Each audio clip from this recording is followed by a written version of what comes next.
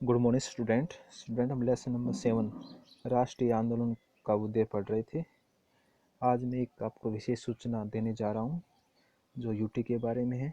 बेटा, आप सभी को यूटी का सिलेबस बता दिया गया है, फिर भी मैं आपको पोल साइंस का जो सिलेबस है बताने जा रहा हूँ। बेटा, आपका लेसन नियोजित विकास की राजनीति और भारत के विदेशी संबंध जो लेसन है, ये आपके लेसन 12 और 13 है।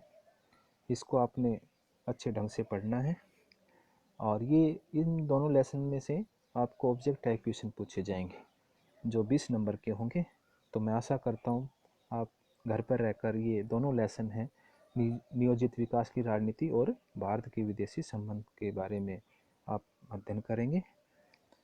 आज हम जो लेसन पढ़ने जा रहे हैं, राष्ट्रीय जो आंदोलन का उदय है उसके बारे में हमने कल कुछ पॉइंट्स पर डिस्कस किया था। आज नेक्स्ट हमारा जो पॉइंट है, राजनीतिक दलों से स्वतंत्र आंदोलन। बेटा, बहुत सारे जो आंदोलन चले, चाहे वो चिपको आंदोलन है, बिहार आंदोलन है, बहुत सारे आंदोलन हमारे देश में चले जिनमें राजनीतिक दलों ने भी पूरा सहयोग इसमें दिया। तो राजनीतिक दलों से स्वतंत्र आंदोलन क्या है, देखिए। 70 और 80 के दशक में समाज के कई तबकों का राजनीतिक दलों के आचार व्यवहार से मोह भंग हुआ।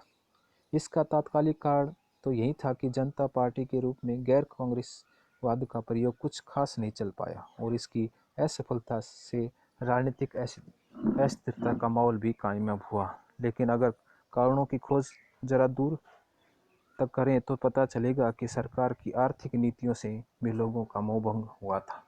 देश ने आज़ादी के बाद नियोजित विकास का मॉडल अपनाया। इस मॉडल को अपनाने के पीछे दो लक्ष्य थे: आर्थिक समृद्धि और आय का समतापूर्ण बंटवारा। आप इसके बारे में तीसरे अध्याय में पढ़ चुके हैं। आज़ादी की शुरुआती 20 सालों में अर्थव्यवस्था के कुछ क्षेत्रों में उल्लेखनीय वृद्धि हुई, लेकिन इसके बावजूद गरीबी और असमानता बड़े पैमाने पर बरकरार रही। आर्थिक समृद्धि के लाभ समाज में हर तबके को समान मात्रा में नहीं मिले। जाति और लिंग पर आधारित सामाजिक असमानताओं ने गरीबी के मसले को और ज़्यादा जटिल बना दिया है। बेटा, जाति रंग भेद आदि के आधार पर भेदभाव एक जाति दूसरे जो उच्च जाति है निम्न जाति के साथ करते थे, इसलिए उनका पूरी तरह से विकास नहीं हो पाया। शहरी औद्योगिक क्षेत्र तथा ग्रामीण कृषि क्षेत्र के बीच भी एक नई पार्टी जा सकने वाली फांक पैदा हुई। समाज के विभिन्न समूह के बीच अपने साथ हो रहे अन्याय और वंचना का भाव पर बल हुआ।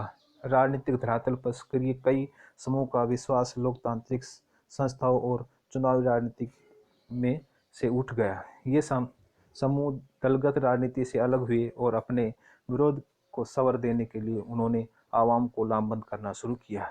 इस काम में छात्र तथा समाज के विभिन्न तबकों के राजनीतिक कार्यकर्ताओं आगे आए और दलित तथा आदिवासी जैसे हाशिए पर धकेल दिए गए समूह को लामबंद करना शुरू किया। मध्य वर्ग के युवाओं कार्यकर्ताओं ने गांव के गरीब लोगों के बीच रचनात्मक कार्यक्रम तथा सेवा संगठन चलाए। इन संगठनों ने सामाजिक कार्यों की प्रकृति स्वयंसेवी थी, इसलिए इस संगठनों को स्वयंसेवी संगठन का समाज स्वयंसेवी क्षेत्र से संगठित कहा गया। ऐसे स्वयंसेवी संगठनों ने अपने आप को दलगत राजनीति से दूर रखे, अर्थात ये समाज की भलाई के लिए ही कार्य कर रहे थे।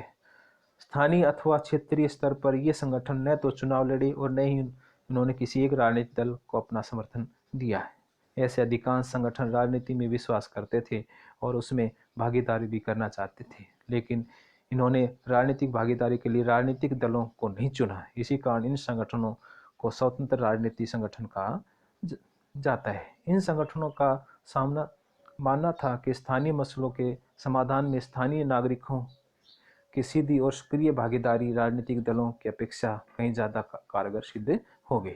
इन संगठनों का विश्वास था कि लोगों की सीधी भागीदारी में लोकतांत्रिक सरकार की प्रकृति में सुधार किया जाएगा। अब जन आंदोलन के अक्सर अपने सरोकारों को जाहिर करने के लिए पोस्टरों का इस्तेमाल होता था। अपनी अपनी जो भी आइडियोलॉजी बताते थे वो पोस्टर वगैरह फेरी करके बताते थे।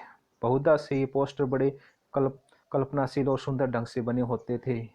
यहाँ ऐसे कुछ पोस्टरों को भी जो है दिखाया गया है, ऊपर आपको इसमें देखा होगा।